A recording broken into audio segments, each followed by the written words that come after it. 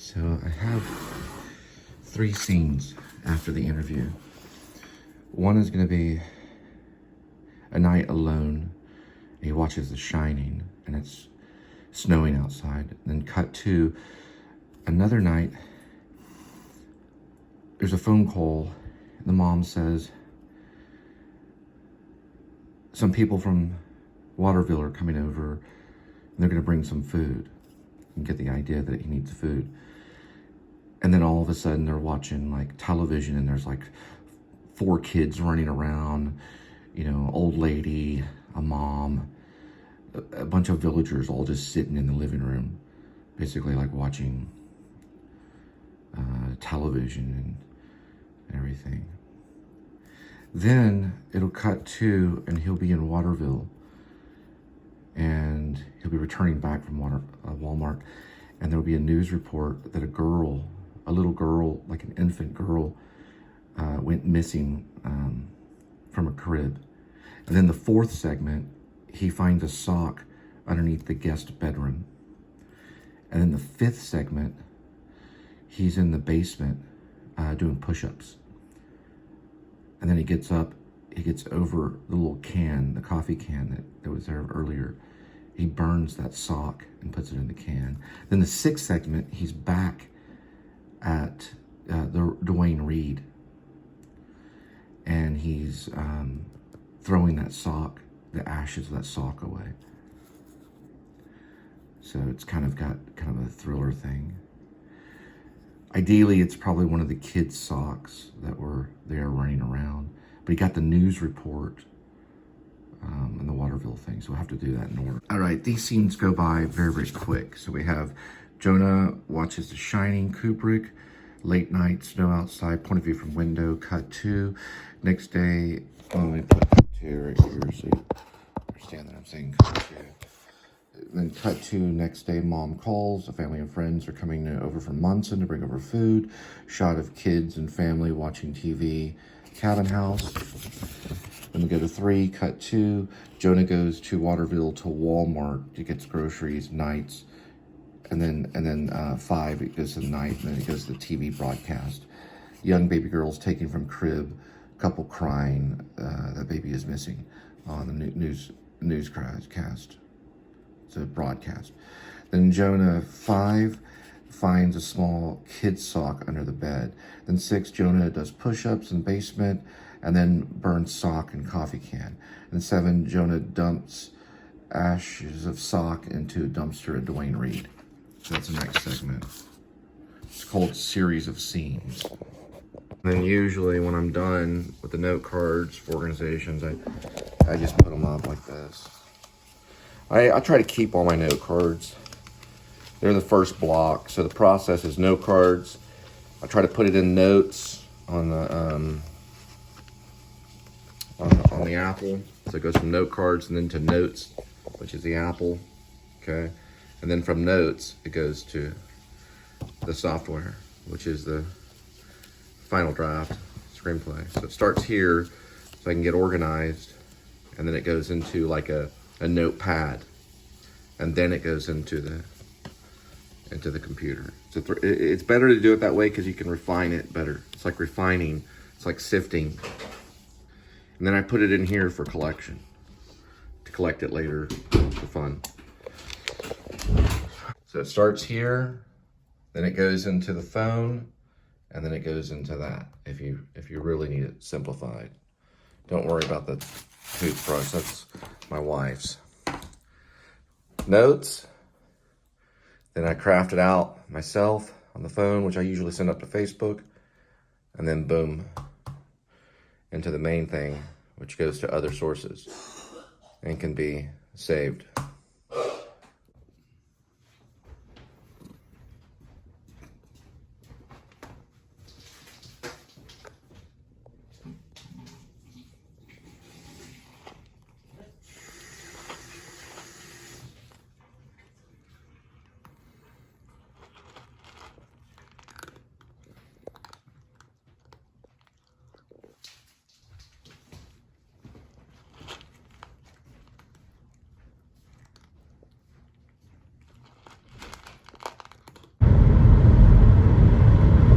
172,086 miles, 59 Fahrenheit. It's March 14, 2023. There is Linda. And I'm Cole. And welcome to the Please Subscribe Show. I'm Cole Spivey, and you are? Linda Spivey. And we're off on an adventure to drop food at your doorstep. Linda will occasionally drop pizza at the point of sale. Enjoy. All right, I decided to do a mashup between Taco Casa and Taco Bell. Run across the Taco Bueno, I could do a 3 mashup. But I'm just getting the super burrito here. And then I'll run over and get a $2 Chipotle chicken, grilled Chipotle chicken at Taco Bell. This is Taco Casa. They got these little red light, green light things. Like back in the day, you know, when you're like in nursery school, they had those little red light, green light things.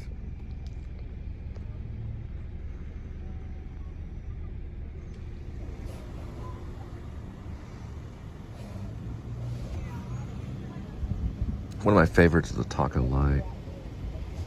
But we're just doing the straight up super burrito. It's $4.59. It's steamed flour filled with refried beans, 100% beef, mild sauce, sour cream, lettuce, cheese, tomatoes, and olives. 550 calories.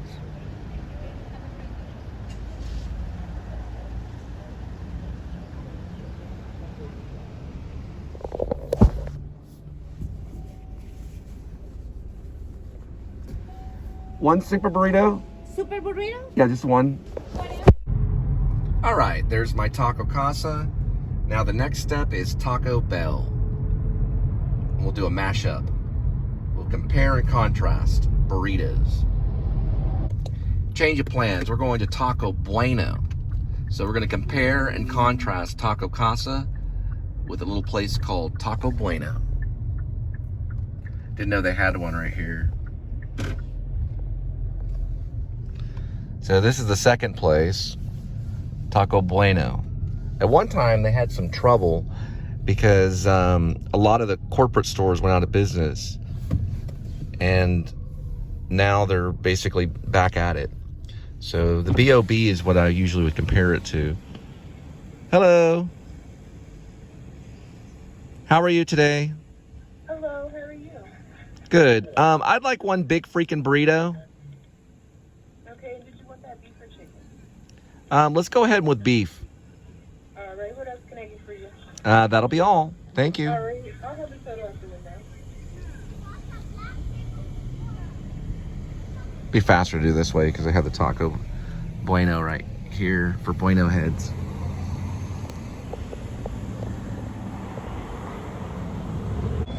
All right.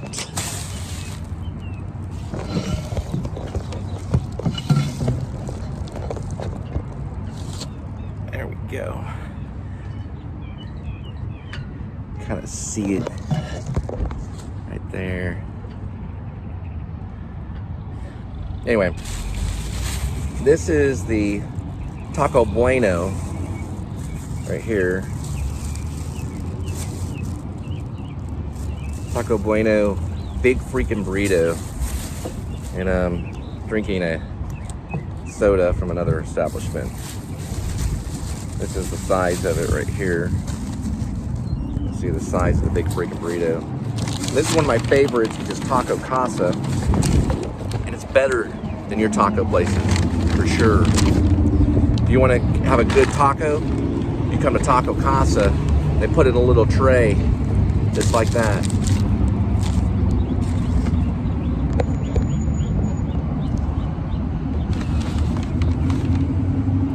Probably if I go to the next one, I might be able to see the flag in it. That way you get the picture.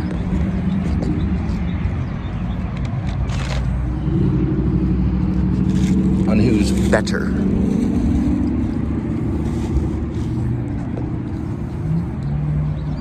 I'm gonna put our belt right here. He knows I'm better. All right, now because I went further. I went to the actor's studio. You didn't. I was doing your stuff far before you. Your little fad will go away eventually. This guy's gonna take over. Now, this is the Big Freakin Burrito at Taco Bueno. Taco Bueno gives you these little things right here. Little salsa packets right there.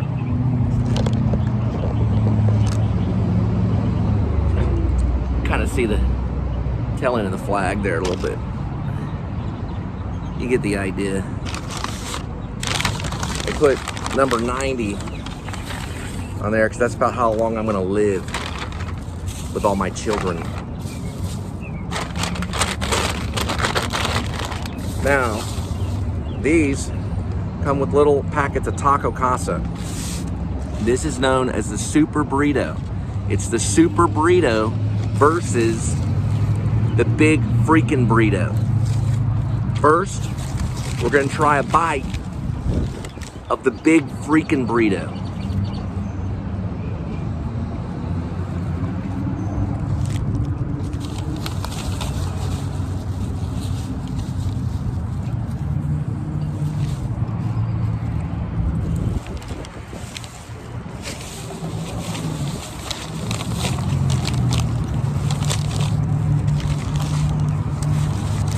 Got lettuce,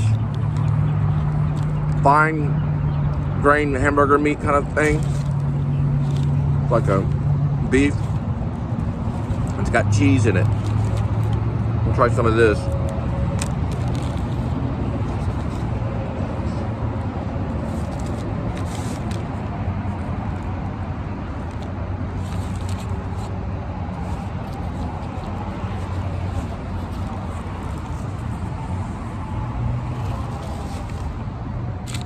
Pretty good.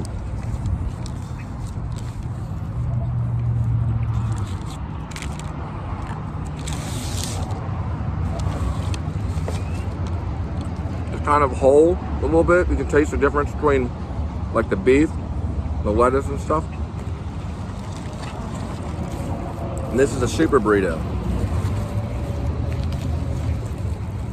which is a little, you know, it's not a Big Freakin Burrito, but it's got a pack. It's a Super Burrito. That's what it looks like. I put sour cream in it.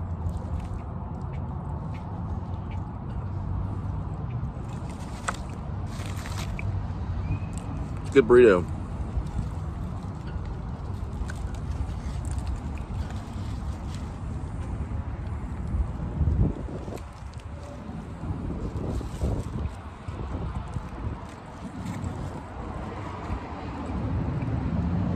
These little packets right here, really good, and they're see-through on the back. Little Taco Casa packets.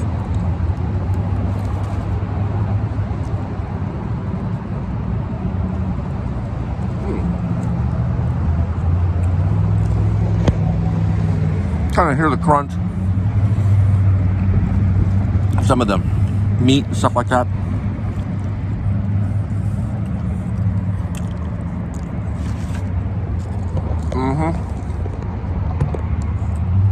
Really good.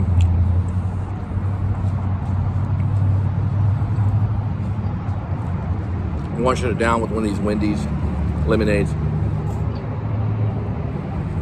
I'm gonna try some of my Taco Casa on my Big Freakin Burrito. Taco Casa sauce right here.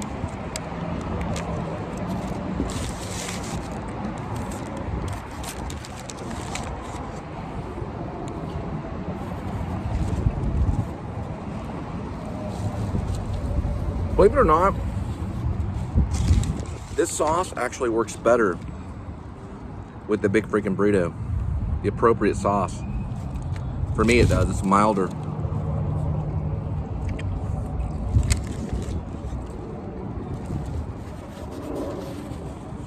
After this, drop the food off at your doorstep.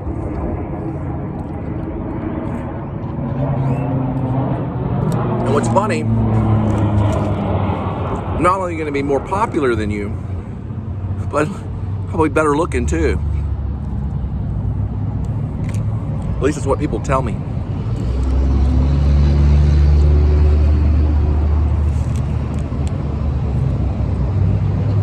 And that's the reason why you went off on your little quest, didn't it?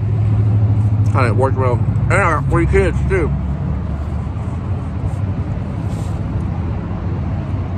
I like that for your Walt Disney World pass. 3 kids could show up. All 3 of us vlogging. Right behind the tracker. This is 1 kid. That's why he's got another one on the way, that's right. So 2 kids. Maybe he can get caught up and get the 3rd kid. What makes him mad, though.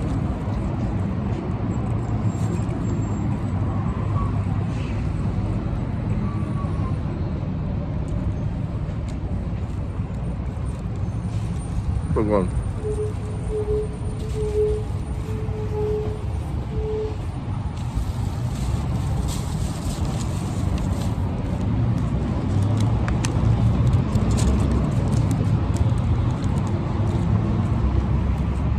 It's a lot of burrito.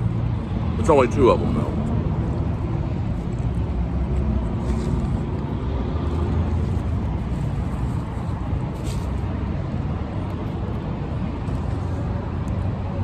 It's a super burrito.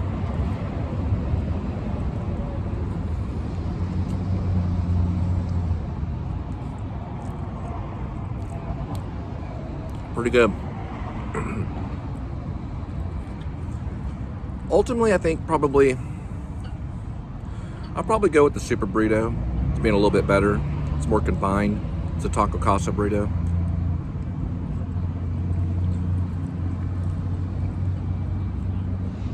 I didn't think the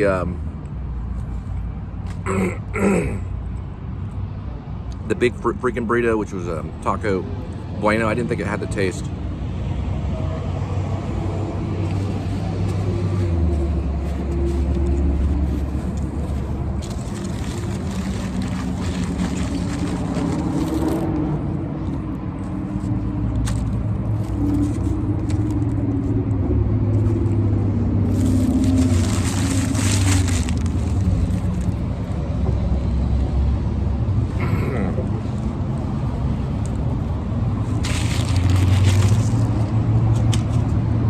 Pretty good.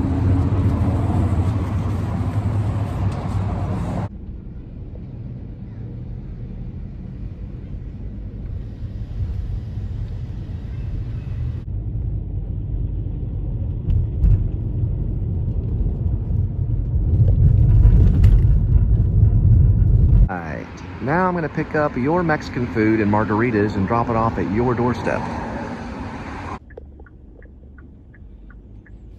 Here's his friend right over here.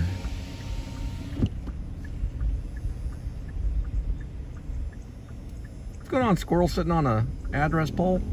It's called Woodstock, man. Like Purple Haze Woodstock, man. Yeah, man. Woodstock, man. Yeah, man. Getting the VW and let's go to Woodstock, man. Yeah, we're losers. Beautiful little neighborhood.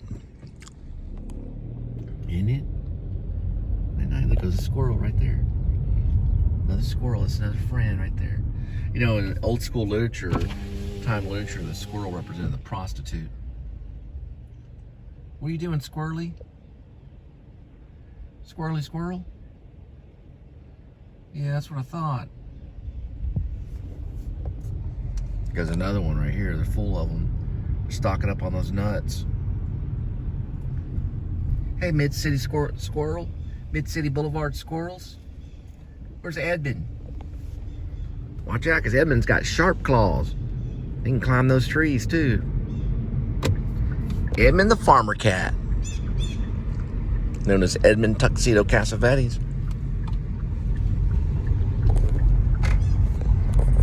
I'm the writer of that story, too. Don't forget it. When you go to your grave, remember my name. The writer that escaped Maine. Escaped the grip of the one and only Stephen King. With his little innocence.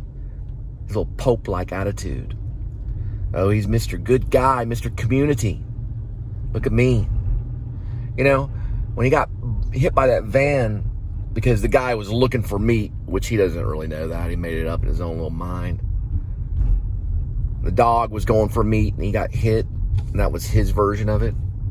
Then he outlived that guy, though, didn't he? He put it on writing. Was it called on writing? Sorry, I have a cold. It's called on writing, is what it's called. It's probably the reason why River Phoenix died. Boy, a lot of them were blamed that. And then they keep his heart beating, so they get more money off of him. Those doctors could keep their families warm, keeping Stephen King alive after he got hit by that van and became a born-again Christian, didn't he? It's Mr. Pope, Mr. King Pope, with all the money. You know, I should sue you for the way you treated my mother. Let her stay a night in jail. Who made your mom stay in jail, you little punk? I'm not afraid of your generation anymore. We're going to change your generation. Your Vietnam generation's deranged and stupid. You're a bunch of Nazis and you're going down. I don't care about your Methodist crap. I'm not afraid of you or your stories. I'm not afraid of Pennywise the Clown or all your stupid creations. And I'm going to laugh when Bill Hader plays your butt, too. We'll do it if you're alive or if you're dead. Actually, to be honest, it's already been done. You know how writing goes. Because the words will outlast the heavens and earth. The words will outlast the films, and you know that. So read it and weep, because you can put CC on this, and it's all a big novel. It's also action, too, because you can see it, too. So we know that we are better than you. We're supposed to be better than you, and we're supposed to live on. There'll be a time when your generation dies off and goes away. That time is coming soon. We're no longer afraid of you. And neither are other Mainers that are leaving your state. I just thought the only book you ever really did that was any good was Misery. It was halfway decent, really, to be honest. Most of it's comic strip trash. You'll be remembered as such. Cormac McCarthy's also a half dimwit that knows how to spell and has good syntax, and that's about it. Both of you are special ed people, pretty much. Sorry to tell you.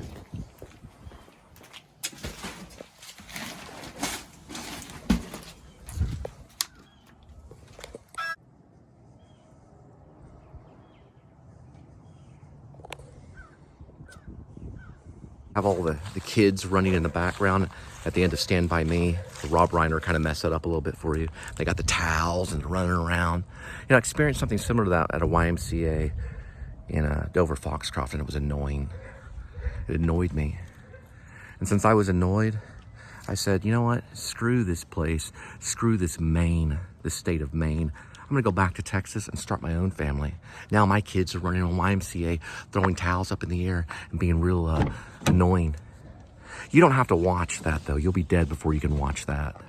But I'll be reunited with my family again. I know how bitter you are, all the cocaine that you did, all the drugs you did. You know, I'm surprised some kids in Bangor don't rise up against you and tell the world what you did to them.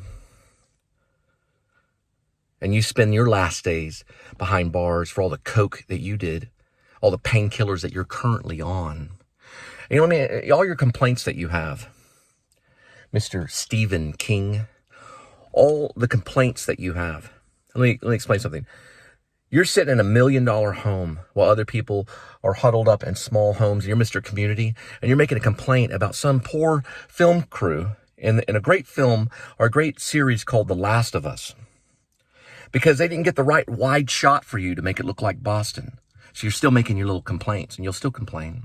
Just like my father will complain. A lot of the Vietnam era will complain, and they'll go down kicking and screaming, just like Idiocracy, just like The Idiot in John Bunyan's real book. What you should have done is gone back in time and made a dedication to the Lord. You only have a few moments left, a few breaths left, because all our lives, regardless of the syntax, our lives are over in a flash. Regardless of your syntax, regardless of your spelling, because spelling changes over time, syntax changes over time. We no longer write in iambic pentameter. Wake up, teacher. Your whole life is over in a flash. You had so much time to dedicate your life to Jesus Christ, and you claim you're a Methodist. They do real research to find out what you really are. We will make the movie Escape from Maine. I'm sorry that I have to be mean, but I've been nice for too long. And remember this, I escaped Maine. And the only way I'm coming back there is if I'm a trillionaire and I have my own little private cabin. Sorry, I don't care what happens to me here. I ain't going back and working in your factory anymore. But you're welcome to work in the factory just for one day, but that'd kill you, wouldn't it? Remember how you treated my mother? That was disrespectful. I never made your mom stay in jail for one day. Did I? Remember the poor, the revolution's on.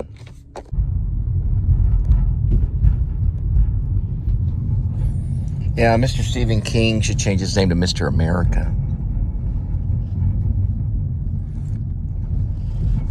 This goes to show that none of this stuff is on Pure Flix at all.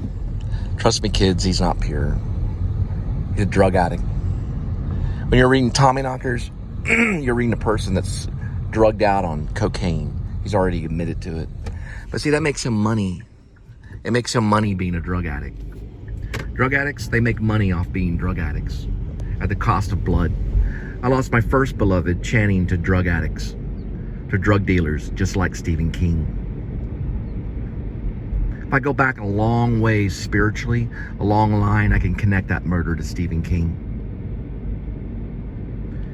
There is a hell, my friend. There is a hell. They spell it H-E double hockey sticks. Yep. He's contributed to many murders in his mind. And Jesus Christ says that you shouldn't even have murder on your mind. You shouldn't even have on your mind the actions of locking someone up. That shouldn't even be in your mind. If you got handcuffs on you right now, you're going to hell. Either way, if the handcuffs are on your hips, if you got a lethal sidearm on you right now, you're going to hell. Whether that lethal sidearm is on your hip or in your hands, you're going to go to hell. To hell. H-E double hockey stick. You will go to hell. H-E double hockey sticks. Hell. And you plan to use those handcuffs or that lethal sidearm, you'll go to hell doing it.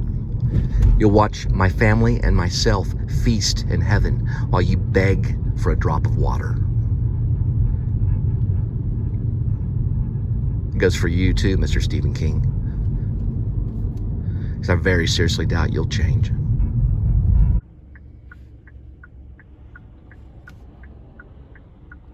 I know how legalistic they are. I know how legalistic they are. I know how legalistic they all are. So if you have handcuffs at the base of your spine on your utility belt, you'll go to hell. If you have a sidearm, a lethal sidearm on your utility belt or on your holster or by your armpit or wherever you want to put it, you'll go to hell. Because you have intent of murder in your heart, regardless of the law. Because you are not to be in law, you are to be in Christ, or you'll go to hell. So get a job that serves the Lord, not the devil, or you'll go to hell. Like I spelled it later, and like I spelled it now. H-E double hockey sticks. That's where you're headed.